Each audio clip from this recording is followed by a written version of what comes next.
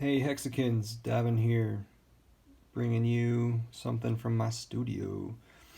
So, I've got the camera here right above my desk, and this is a map that I made. And so I sketched it out, and then I put it into Photoshop by taking pictures exactly like I'm using the camera right now. Put it into Photoshop, edited it a little bit, made some things bigger, smaller, change color, add color. So, these are some go-to links in the Hex community: hexstreamers.com, go.hex.com, howtopulse.com. Hex Streamers is kind of like a channel guide for Hex content. Go.hex.com is where you can interact with the Hex contract and do your staking and unstaking. And howtopulse.com is in preparation for Pulse Chain, but it has tutorials to show you a lot of things about Hex and hardware wallets and things like that. That is a hardware wallet. So, title, whatever. Time is going in this direction, meaning it's going this way across what looks like Saturn's rings. And over here, we've got the Ethereum Classic chain, blockchain, right? Then we've got Bitcoin, Litecoin. Above Ethereum Classic, we have Ethereum, because Ethereum forked off of Ethereum Classic. Just like earlier than that, Litecoin forked off of Bitcoin. And we are right here in the timeline. And here in the near future, we will fork from Ethereum to Pulse Chain.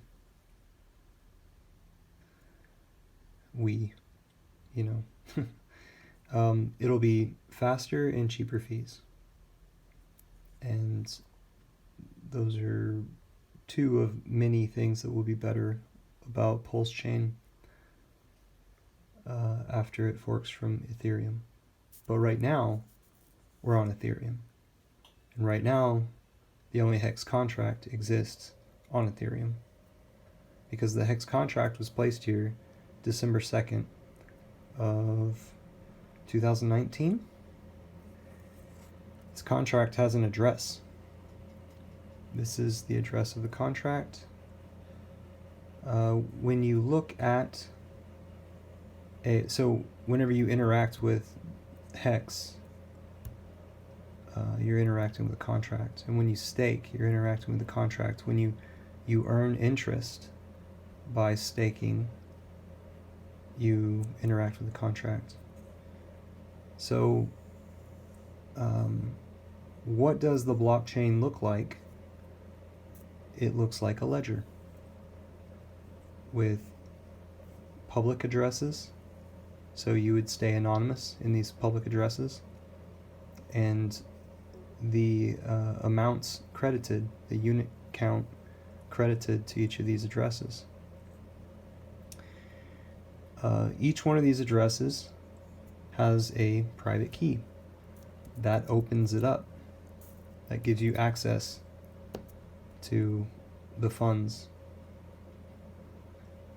To generate this private key and address, a secret phrase was created, secret seed phrase. There's, this is all just terminologies that have come to be. They vary and they migrate, the terminologies. So these are 12 words in order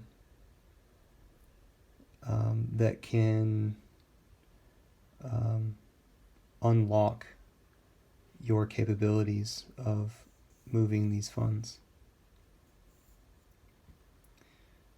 You're able to have higher security than just these passkeys, these passwords.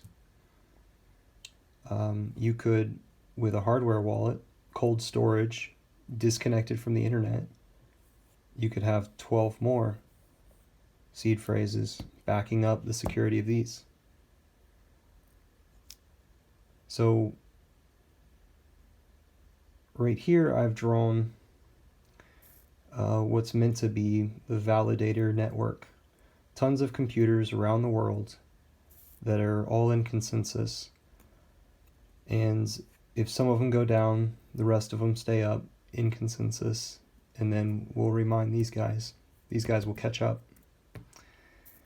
If one of them goes down, they work around them. And so this is to confirm that you and the other people working on the blockchain, wanting things done, that everything's appropriate.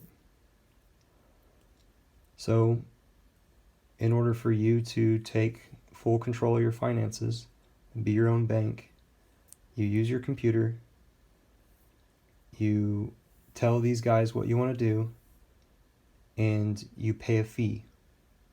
You have to pay a fee to interact with a contract on a blockchain. And in order to interact with that contract on the Ethereum blockchain, you will need some Ethereum coins.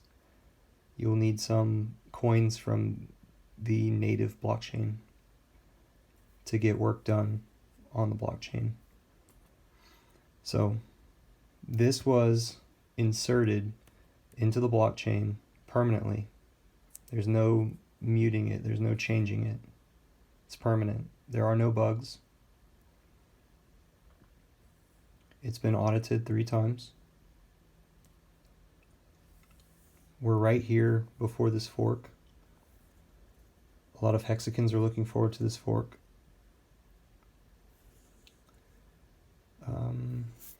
I think I described it. Tell me how I did.